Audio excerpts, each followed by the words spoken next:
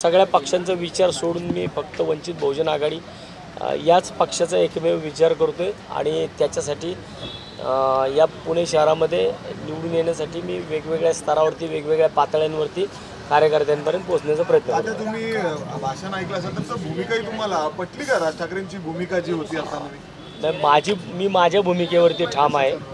त्यामुळे मी सांगितलं की 12 तारखेला मी पक्ष सोडल्यानंतरनं मी जी भूमिका घेतली होती त्या भूमिकेवरती मी ठाम आहे। असं वाटतंय का भूमिका तुम्ही घेतली ती योग्य?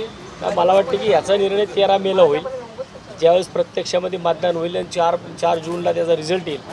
त्यावेळेस खऱ्या अर्थाने मी घेतलेली भूमिका ही योग्य होती का अयोग्य होती हे पुणेकर ठरवतील। कालचं जर राजसाहेबांचं भाषण ऐकले, त्यांनी घेतलेली भूमिका पाहिली, त्यावेळेस तुम्हाला असं वाटतं की बरं झालं लवकर बाहेर आलं?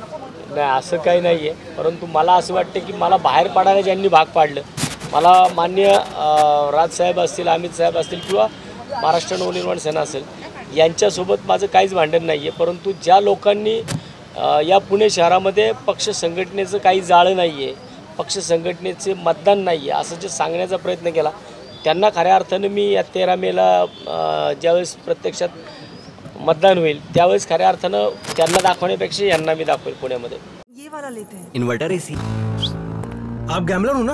गैम्बलर? जुआ खेलते हो ना? तुम जुआ खेलते हो? अरे नहीं, ये तो कुछ भी बोले जा रहे हैं। इतनी महंगी और नाजुक एसी खरीद कर स्टेबलाइजर नहीं लोगे तो ये जुआ नहीं हुआ तो क्या हुआ? सिर्फ एक फ्लक्चुएशन आपके इन्वर्टर एसी के पार्ट्स को डैमेज कर सकता है। उसे वी गार्ड से सुरक्षित रखिए। V guard, India's number 1 stabiliser. काँग्रेसचे जे आमदार आहेत रवींद्र दंगेकर, तर त्यांना 1 वर्ष झालेले आहे। कसब्यातल्या एकंदर त्यांच्या कामाच्या प्रगतीविषयी काय वाटतं? मला वाटतं की ते कसब्याचा मतदार पण सगळ्यांना माहिती आहे आणि काँग्रेसला पण माहिती आहे। त्यामुळं जो काही निर्णय घ्यायचा असेल तो मतदार घेईल आणि त्यांनी काम केलं असेल तर त्यांना लोक मतदान करतील त्याच्यामध्ये। आणि मी सुद्धा या पुणे शहरामध्ये गेल्या 15 वर्षापासून नगरसेवक म्हणून काम करतोय।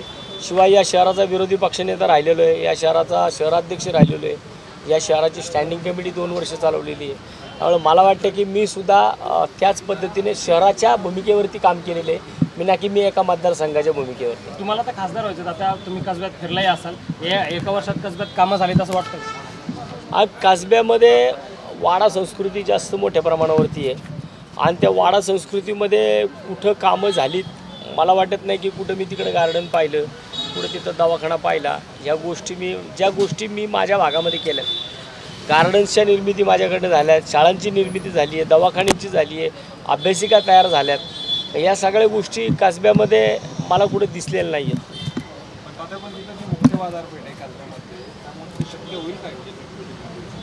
नाही, प्रोजेक्ट करणं अशक्य कुठंच नसतं।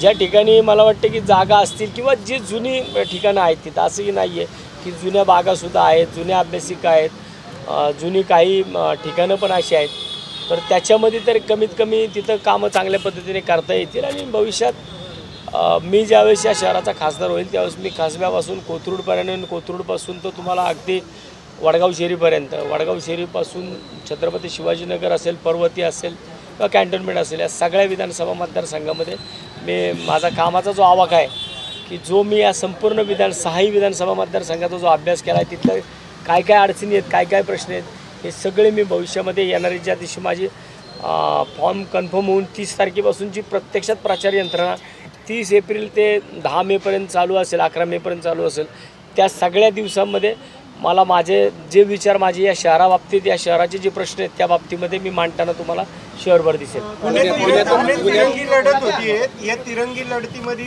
नेमकं विजयाचं गणित तुम्ही कशा प्रकारे आखले?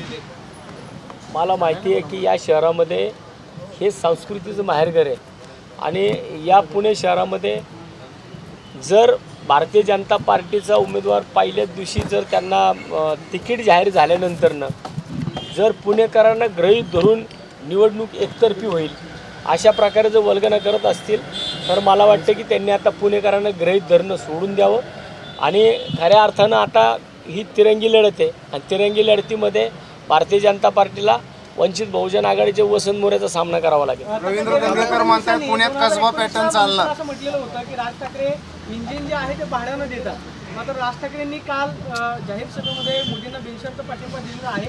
भाजपवरती ही वेळ आली की राज ठाकरेंचा पाठिंबा द्यावा लागतो किंवा राज ठाकरेंचा नाविलाज आहे की त्यांना मोदींना पाठिंबा द्यावा लागतो? तर ह्या विषयाच्या संदर्भामध्ये राजसाहेब हे महाराष्ट्राचे द्रष्टे नेते, त्यांनी घेतलेला निर्णय हा पक्ष संघटनेसाठी योग्य आहे का अयोग्य आहे तेच भविष्यामध्ये ते ठरवतील. त्यामुळं त्यांनी घेतलेल्या भूमिकेशी मी त्यांच्या भूमिकेवरती मी बोलू शकत नाही. आता दंगेकर म्हणत आहेत पुण्यात कसबा पॅटर्न चालणार, विजय आपणच.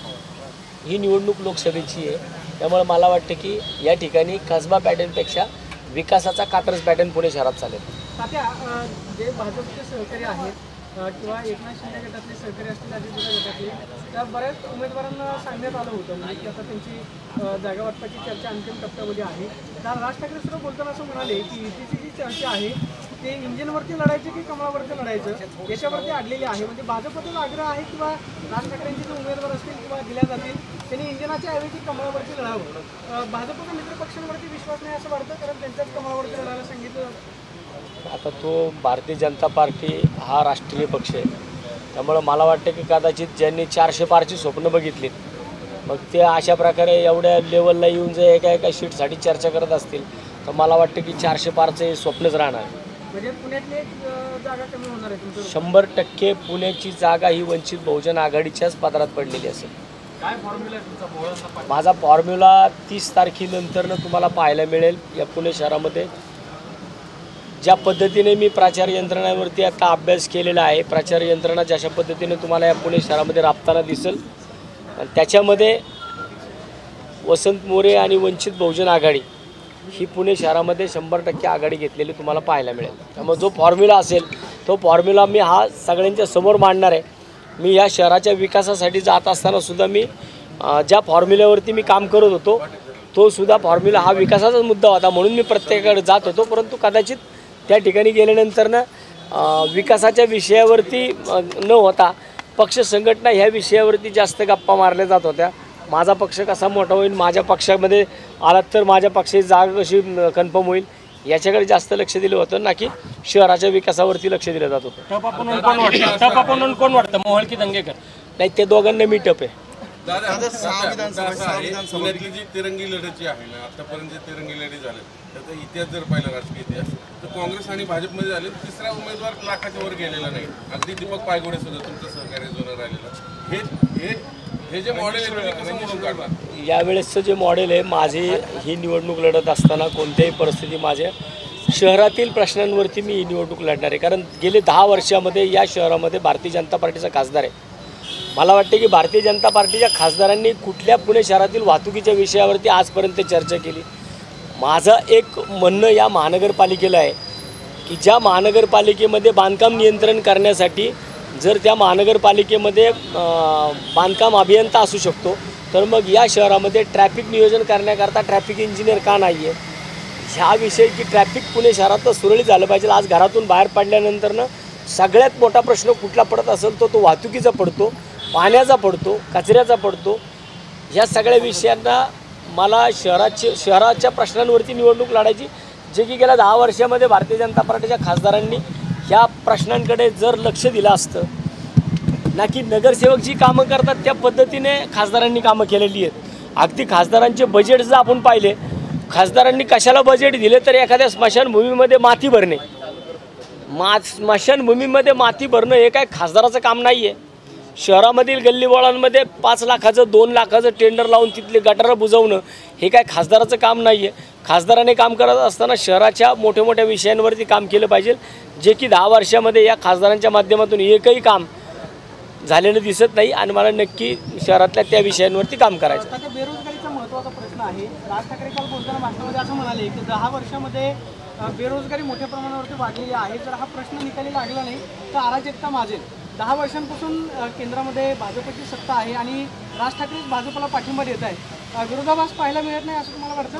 बेरोजगारीचा प्रश्न निकालात लागणं गरजेचं. मी ज्या भागामध्ये नगरसेवक म्हणून गेल्या 15 वर्षापासून काम करतोय त्या भागावरती मी ब्लूप्रिंटमध्ये काम करणारा मी एकमेव नगरसेवक होतो. मी ज्या टायमाला विकासाची कामं माझ्या प्रभागामध्ये उभी केली त्या विकासाच्या कामांमधून मी तरुणांना रोजगार निर्मिती केलेली आहे.